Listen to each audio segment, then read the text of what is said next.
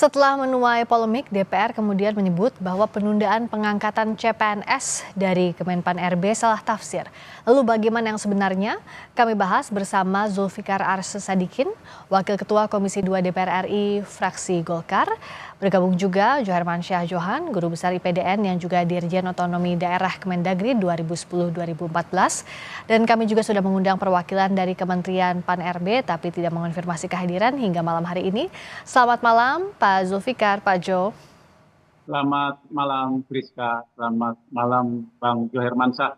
Selamat malam Pak Zuli. Selamat malam, Ya, saya ke Pak Zul dulu. Jadi malam. sebenarnya waktu itu apa saja yang jadi pembahasan dalam rapat sehingga Menpan RB menyebut waktu itu menunda pengangkatan CPNS dan P3K. Ini kan sudah disepakati di DPR, tapi belakangan muncul pernyataan bahwa sebenarnya tidak ada arahan penundaan. Meskipun itu sudah disepakati bersama oleh DPR dan juga pemerintah. Gimana Pak Zul? Begini Priska, kelihatannya memang ada perbedaan dalam memahami teks hasil kesimpulan rapat itu ya.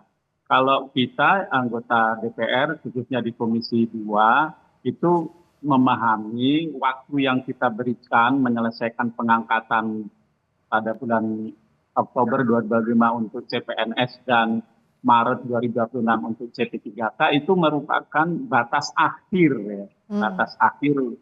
Jadi selambat-lambatnya tidak boleh lewat dari bulan tahun itu gitu. Nah, namun kelihatannya BKN sama Kemenpan RB punya pemahaman lain gitu. Mereka memahami dimulainya.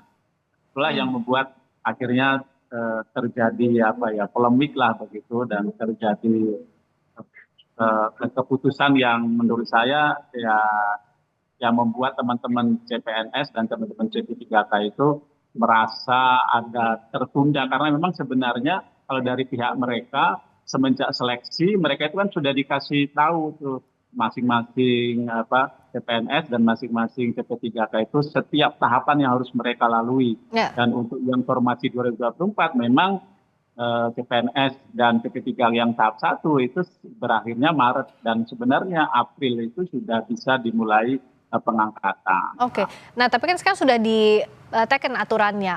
Emangnya masih bisa Memang direvisi? tanggal 6, tanggal 7, tanggal 8. Nah, ini begini, Priska ya, sebenarnya kan ada instansi, ada daerah yang memang sanggup untuk melakukan pengangkatan April gitu ya. Karena mereka sendiri sudah menyiapkan anggarannya dan formasinya itu semenjak tahun 2024. Mereka sudah tahu bahwa tahun 2025 ini akan ada penyelesaian lah gitu ya bagi CP3K maupun ada pengadaan bagi CPNS. Ya.